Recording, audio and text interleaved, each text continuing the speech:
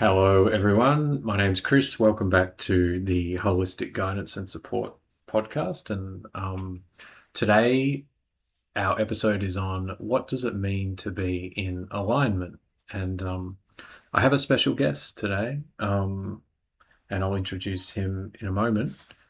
Uh, basically, probably 2, 3 years ago, I met Alan, and we were doing some men's circles, men's groups, and we also realized we had a mutual interest in music, guitar, singing, and more recently, we've both actually been moving in a similar direction in our careers, and we're both moving into the coaching and well-being and um, basically helping others in their journeys, that kind of field. And so there's a bit of excitement that comes up quite often when we talk about coaching or we talk about music. And I thought I'd bring Alan onto the podcast, and I'm excited to have him here. And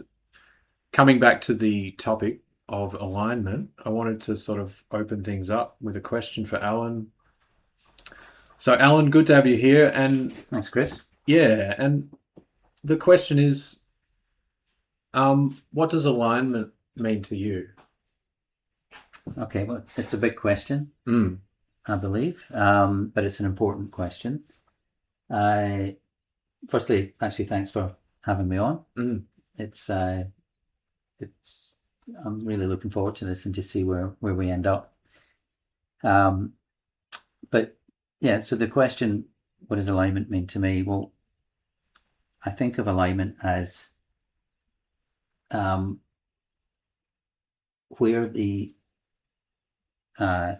what we're thinking inwardly and how we show up in life and our behavior outwardly, where these two things are the same, basically, is in simple terms when you feel aligned. So it's a feeling, it's a knowing that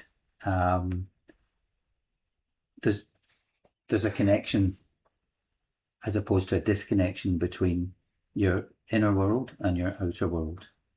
And I think there's different ways of looking at that.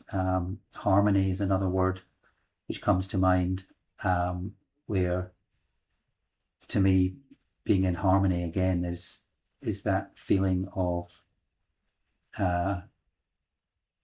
everything's balanced, is another word to use. And I think when you feel that way, life just feels better.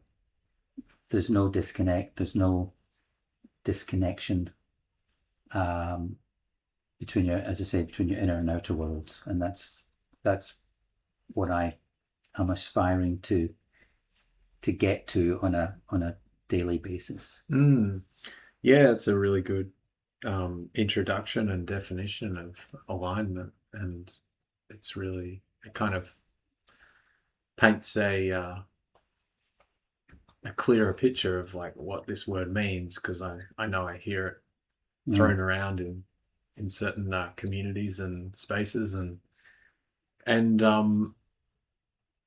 is there an example you can give us of where, like recently even, like where you've come into alignment or where you feel you are in alignment? Yeah. Alignment is, as I said, very much about feeling. And for me, I want to, like all of us, we want to feel good in our lives. And there's different ways that you can do that. For me, I use the word true to self the expression true to self quite a lot, because when I know that I'm acting in accordance with that being true to self, that's when I'm aligned. And so an example of that would be when I'm playing music or listening to music. You talked about music in the introduction. for me, music's very important and is a way of honoring how I'm feeling myself, my feelings, and there's been times in the past when I have not given my passion for music the I've not made it as important as it should be in my life, because it does bring me into alignment. So that's certainly one example that just comes out for me as a way of getting into alignment is listening to music. Yeah, that what I kind of felt there is that music's something that makes you feel good, and it's something that you're prioritizing more these days, and listening to that part of you. Yeah. Look, I run my own business, and I've tended in the past to put that as the number one priority in my life, to the exclusion or detriment of other areas, including music, but also, family relationships as well. And so there's been a misalignment of what's actually important to me, which is family, friends, partners, and for a long periods of time I wasn't really aware of it. I wasn't aware I was not in alignment. Which is a really interesting excuse me. It's a really interesting point that you make, that sometimes we can be conscious of where we're not in alignment, and other times we can be quite unconscious. And you also mentioned the word feeling, and I think that's a big part of it, is sometimes until we're ready to feel something, we don't really know how we feel about this or how we feel about that, because we haven't really let ourselves get in touch with those feelings that maybe give us more of an idea about, like, oh, I actually really like this and I really miss this, or I'm actually sick of this, like it's tiring me out. Yes. And yeah, so it was actually good to hear your definitions of alignment, because I can relate to, in my life, maybe having things that have been sitting under the surface, and there might be certain struggles I'm having with life, and it's not until I can start to see deeper under the surface that things make more sense. And sometimes that can be an interesting journey, because there might be things that I've been protecting myself from feeling, and then when I do feel them, it's like, oh, okay, I'm getting to know myself better, and there's a reason why I wasn't ready to feel these things, but now I'm more ready, and now I have more connection, which is another thing you mentioned. Having more connection to self means I can sort of steer the ship a bit more easily and navigate things in the outside world as well. Because if we're not connected to ourselves very easily or very well, it's really hard to know how to relate to the world and those around us, and what direction am I going in. And so maybe that brings me to another question, which is, why wouldn't we be in alignment? And I mean, I've got a few notes I prepared, and I can sort of just looking at those briefly. I've got fear, I've got social conditioning, wearing a mask, feeling threatened, losing oneself amongst the crowd, people pleasing, suppressed emotions, which I was sort of covering a little bit a minute ago. Yeah. Is there anything there that jumps out for you in terms of why wouldn't we be in alignment already? There's a lot there. Yeah, you can take any one of these and, explore them in a bit more detail. Well, in a lot more detail. I mean, fear is something I think that runs deep in a lot of people's lives, and I think a lot of this stuff comes from or starts out in our formative years, and we develop patterns of behavior which at the time we adopt because in some shape or form it helps us either survive or just get by, and it might just be as simple as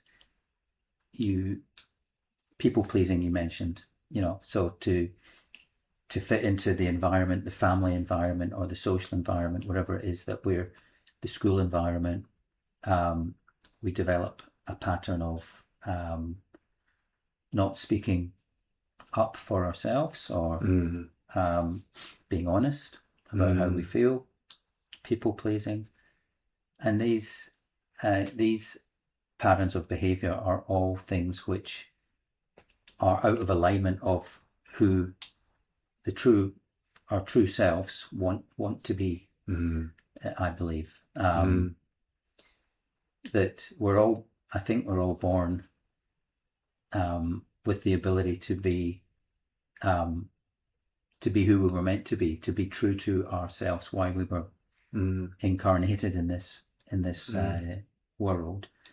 But then life gets in the way and we start to adapt our behaviors to fit into our environment. And that's when the misalignment starts often. And as you said earlier, sometimes we don't even realize that we are not being true to. You mentioned a mask as well. Same sort of idea of us being something to fit in, to either keep us safe or to sort of go with the flow at the time, when inside we're probably feeling something different. Yeah, I think if we are out of alignment, it's like the struggles can seem to stack up, and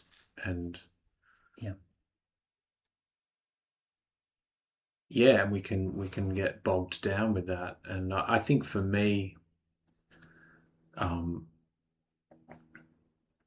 you mentioned the formative years, and when I read the words, feeling threatened, I think what happens is, and the people pleasing, you mentioned that. Why would one people please? Like, why would I people please? Which is sort of putting someone else's needs ahead of my own.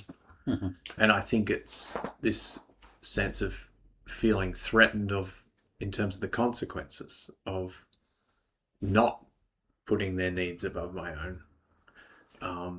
It might mean I'll lose them in my life, or there might be some other consequence, where they'll get upset, they'll get angry, they'll make my life harder in some way if I put my own need first, and I don't know how to put their need first or whatever.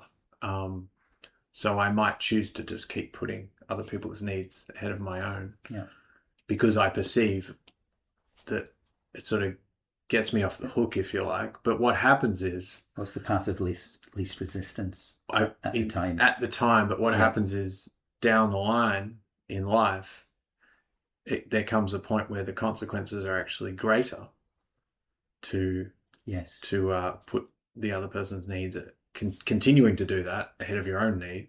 And for me, and I'm sure others can relate, gets to a point where it's like, I have to honor this need, whatever it might be, because by not doing that, I'm really suffering the consequence at this point. Like, I may have got away with it for a while, but Yeah. it's catching up to me. Yeah. It's really catching up, and I really need to be seen in that as well, so that others know where I'm standing there, and what that does is creates more alignment in the relationships in my life and in myself, because I'm going to feel safer in myself if I've checked in with others and they can see where I stand, and and I've brought those relationships into more alignment, then it will bring me into more alignment. So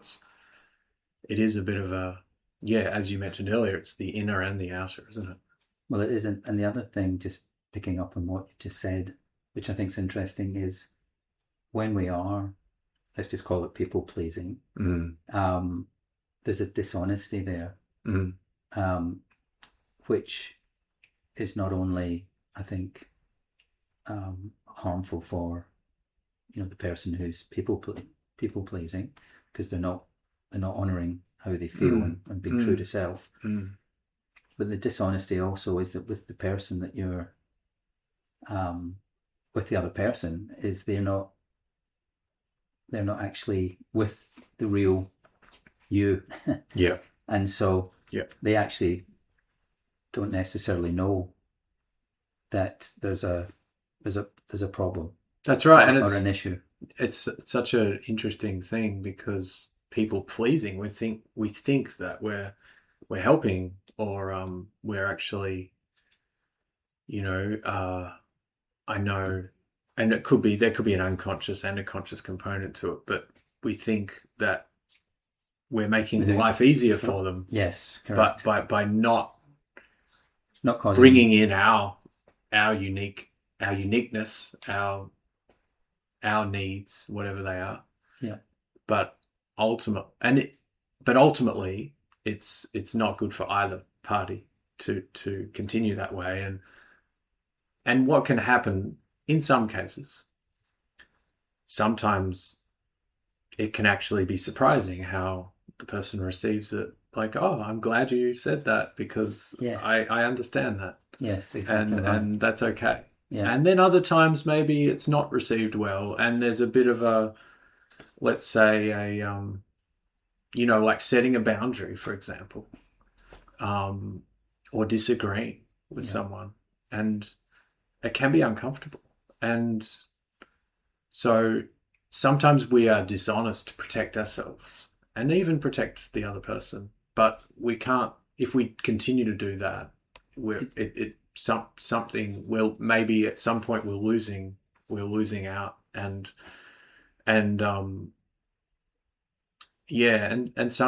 part of the growth is being able to be in the discomfort. And it's like, it might have been uncomfortable for me to have this disagreement, and or to reveal that, oh, I actually feel differently. I have a different view. I have a different view, or I feel differently about this.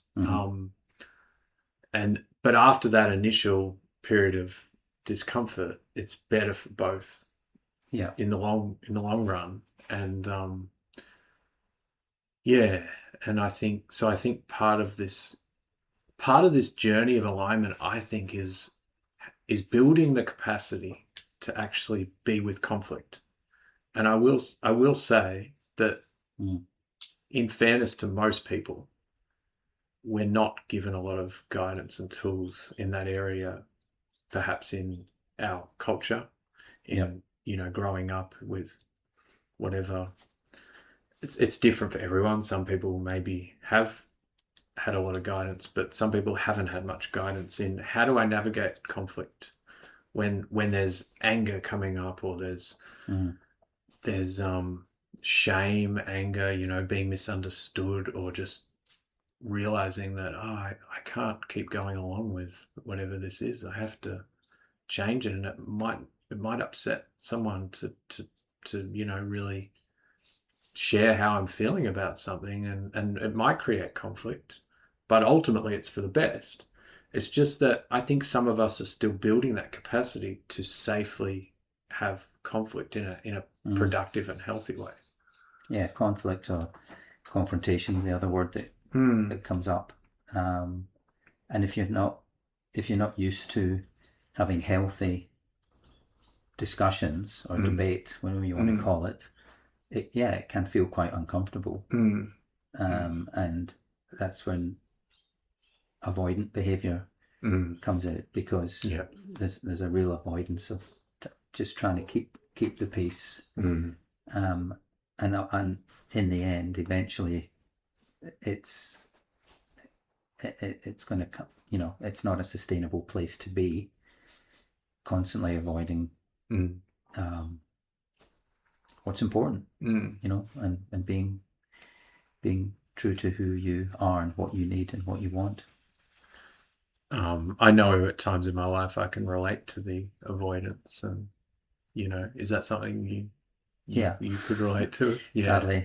Sadly. Yeah, and I think that for me there is that fear of confrontation. There's a fear of conflict. There's a fear of loss, and change, because it creates a lot of uncertainty. Like, where am I going to end up if this person, isn't able to see me in this, or like the boundaries have to change, or something has to change, and that's what the truth is, but it can be scary to face certain truths, because people can end up sort of in different places, and in some situations it can be quite life-changing, but ultimately it's important that everyone has the right to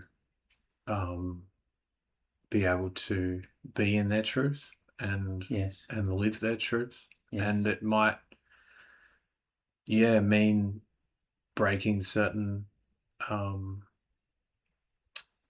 old paradigms and old ways of relating, right? But it can pave a new way of relating with self and with others,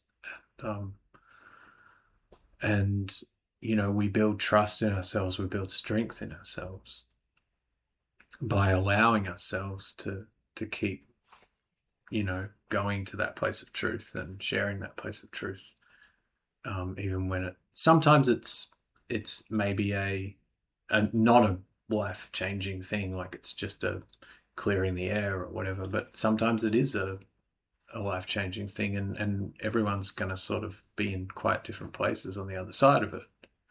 And I think, and that probably comes back to maybe the next thing I'd say is like just this, I just got the words lone wolf, like just this idea of like, I think coming into alignment, it's not necessarily a solo journey. Like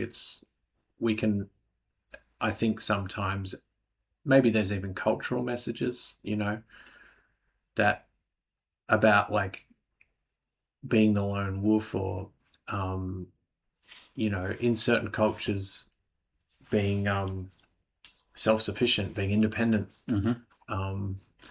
And that's great, but it can also work against us if we don't have the support to make the changes that we really want to make. If we don't have the support or the capacity, we really need to know how to ask for help, and how to find that resource to make the change we need to. It's a really great point. And I think for men in particular, I would say it's just the culture which most of us have been brought up in.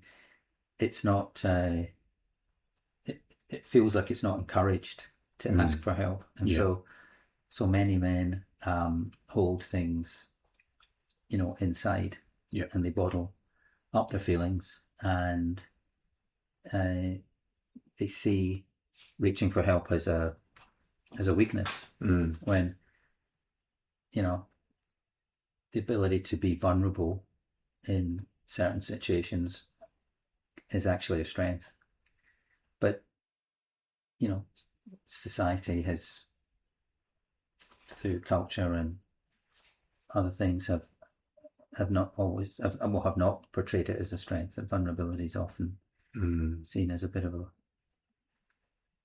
a weakness in some ways, and so I think it's something that we have to. And it's all these things are about awareness. It's about trying to be conscious of what's going on in the moment. At least that's what I've found, is that if I can catch myself, whatever the situation is, and just try to make better decisions about, well, what's next. Tap into how I'm actually feeling, and then act accordingly, or speak out what I need to say in alignment with how I'm feeling. And that brings to mind a quote which I've mentioned to you recently, Chris, which was from Gandhi, which is happiness is when what you think, what you say, and what you do are in harmony. And to me, again, that's about, we're sort of back to where we started, really, of honouring how you feel and what you're thinking, and then speaking or acting out in alignment with that. That's hard. That's what's going to, at the end of the day, bring you into some level of peace. And I think that's one thing, again, I'm conscious of. I have spent many years not really at peace with myself, because there has been that misalignment. And all these things we've sort of talked about are all feed into that. Whether it's fear,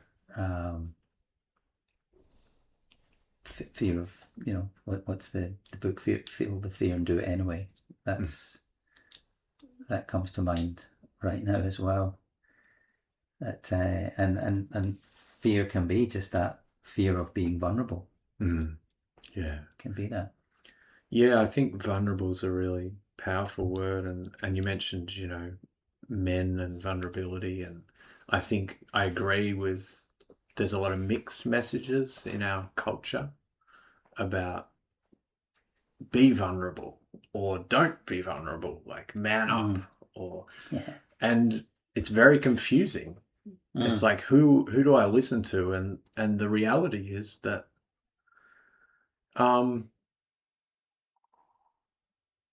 there's truth in both. Like, it's important to be strong sometimes and resilient, and it's also important sometimes to be vulnerable. And I don't think the answer comes from someone else telling you, or even some culture telling you. It comes from a deeper listening to self. Sometimes it's about standing our ground, or continuing on even when it's not easy. And other times it's about saying, hey, I'm really struggling, and I could really use some help. And this is hard, and I don't know how to do it by myself, And I think, there has been a lot of, I'd say I'm seeing more and more discussion about this topic, about like, there is no sort of one size fits all for men at all times. It's all for anyone, really, for men or women. There are times when it's okay to just say, hey, I need help here. It's really important, I think, that we're all able to learn that lesson, and not forget that lesson as well, because I know for me, I've learnt the lesson, and then at times I'm like, I think I got this now, and then, oh no, hang on. Today's not so easy today, and I think I need to trust that I'm allowed to kind of reach out again here and say, hey, it can be 2 steps forward, 1 step backwards. That's how it can feel sometimes. Yeah. Well, maybe that's a good place to go, is what can we do to to keep ourselves in alignment? What are there things we should be doing every day, every week that that's going to build this muscle that means that more often than not we are aligning those things, what we think, say, and do? The first thing that comes up is community and relationships, like people around us that we can communicate with, and which means to me it's much easier to see myself when I can communicate with a variety of people. Because I keep seeing myself more clearly as I connect with more people, and so there's people that I can turn to will help me navigate life, and because I'll find reflections with each connection that I can sort of take with me and go, oh yeah, that guides me more easily. I think where it gets hard is when, again, coming back to the, trying to do too much off your own bat or just under your own guidance. I think it is about it's not so much, it's breaking free of the people pleasing, which means I can listen to other people about my journey. But I don't necessarily have to go along with everything they say. But I'll learn from something this, because I might go, oh, that feels right, and that part of maybe I don't know about that, but I've got the capacity to process it myself, and then sort of make more informed decisions, let's say. One thing that comes up for me as you're talking there, Chris, is and something which I'm doing more or less daily now, which I never used to, is taking time out in the mornings to sort of just reflect and journal. And I do find putting my thoughts on paper and reflecting on maybe, the day before, whatever, can really help to start to undo the hard wiring that we have of some of these negative patterns of behavior. And I think, for me, certainly, I've realized that is actually an important thing I need to do. That's good. And I think also, I find if I'm feeling fitter, my head's clearer, I can think easier. So again, if I find going out for a walk, clearing my mind, suddenly things that maybe seemed like a big problem when I was sitting inside, ruminating, get outside into nature, and these things don't seem, they seem manageable, and often solutions can appear. So that's good. I really resonate a lot with the journaling and the going for walks, and I feel like it's like shaking a snow globe, and then all the snowflakes settle after a while, and I can see more clearly through the snow globe. Because I can get all those thoughts out in the journal, or if I go for a walk, I can just sort of let the thoughts run their course, and it does help me come back to my center a little bit more, and kind of see things a bit more clearly. And then I think for the next step for me is going, well, who can I trust this with? Right. To talk to share. Because I've learnt something about myself from the journaling or the going for a walk or both, and maybe I've settled on something, or I've become more clear about something, and who can I trust this with? Because again, that to me, that repairs the places in me that I haven't been able to be in alignment with, because they've been in the shadows, or they haven't felt safe yet. But if I can say, who can I trust this with, I can create more of that safety in myself because I've brought it forward into the world, you know. Yes.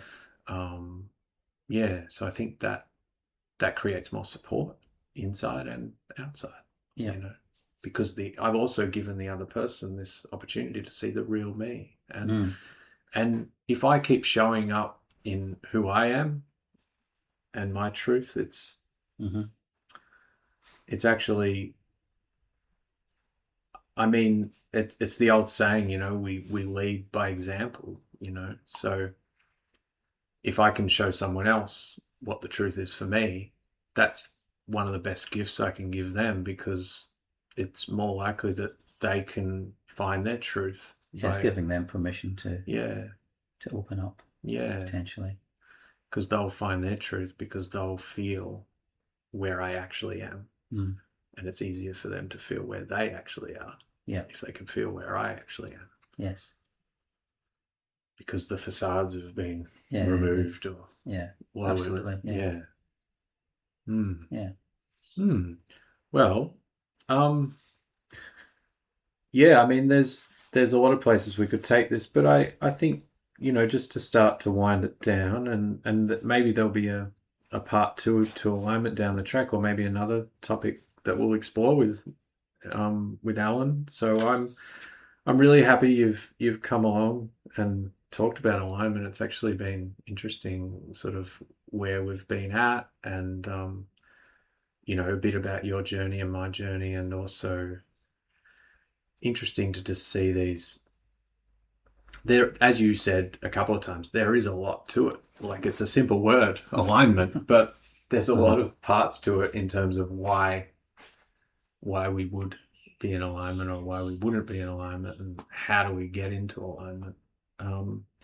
Is there anything else that you wanted to? I think the only other thing that comes up for me, Chris, at the end here is probably the one thing I don't think we've mentioned, the one word, is values. I don't think we've talked about that, and I think really that's where, if we're talking about alignment of our values is very important. And by that I mean the values that we hold important to us.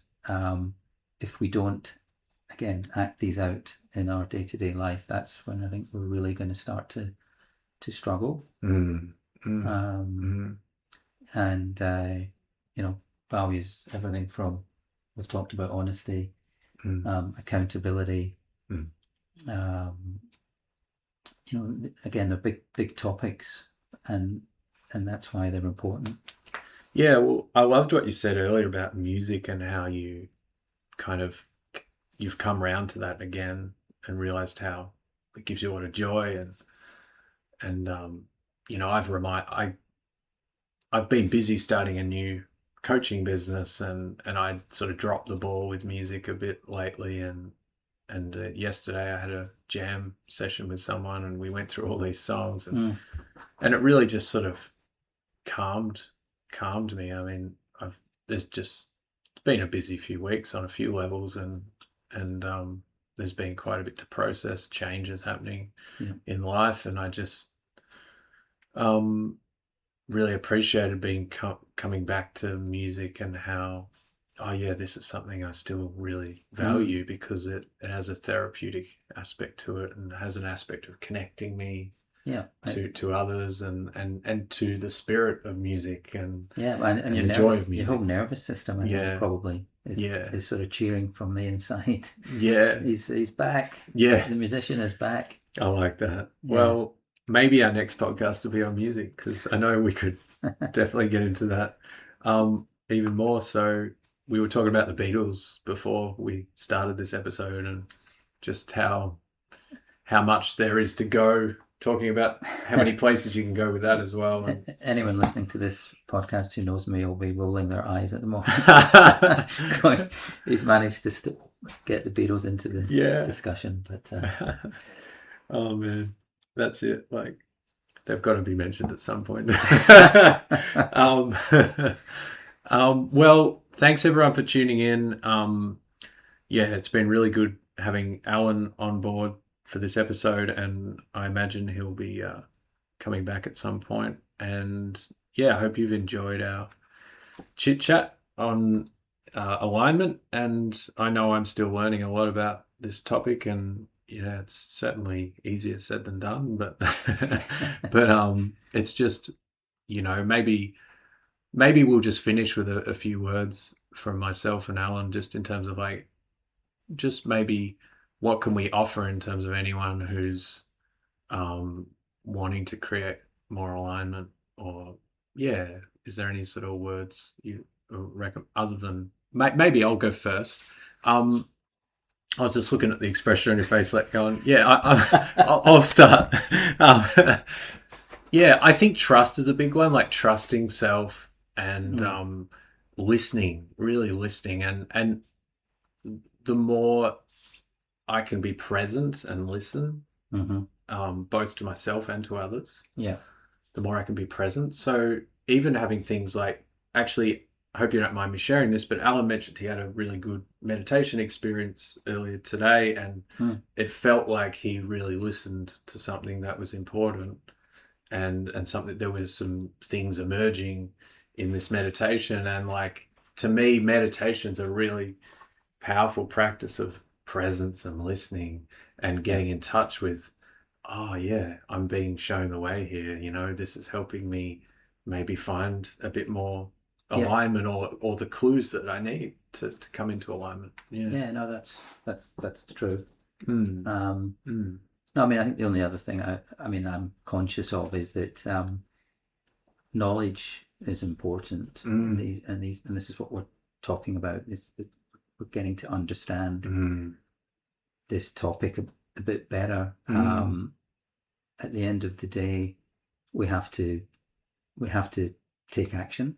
With these things. That's how we're going to address any misalignment in our lives, and so I think that's the thing that I always come back to is, well, what can I do, or what am I not doing currently that I need to do to start to see some change? Because at the end of the day, we want to see positive change. We want to see growth.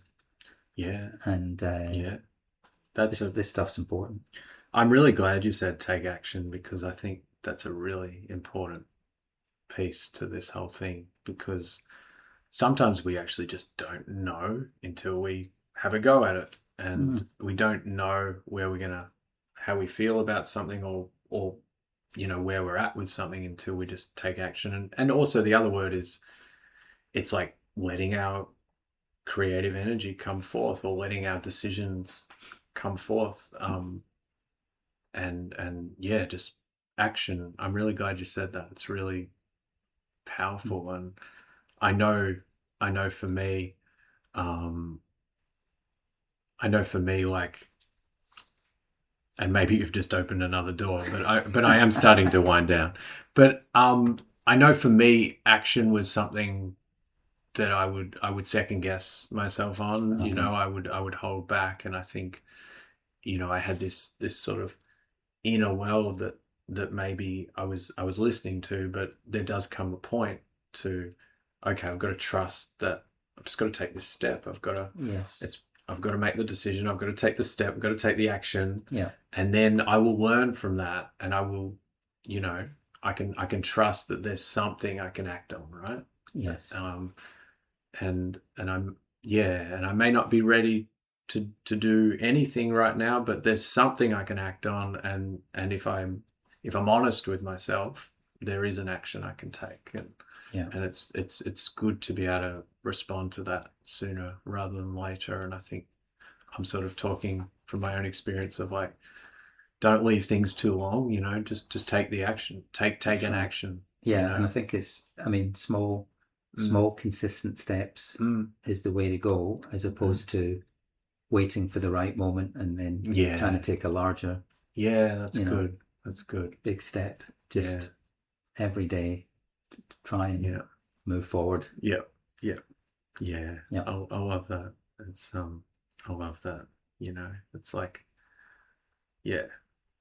It's like the Great Wall of China was built one brick at a time, and they didn't just plonk it down perfectly. So that's Yeah.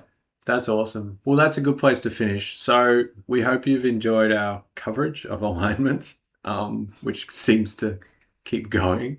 But maybe we'll do a part 2, or we'll do another topic in a future episode. But in the meantime, yeah, thanks for tuning in. I hope you've enjoyed this, and we'll see you again soon.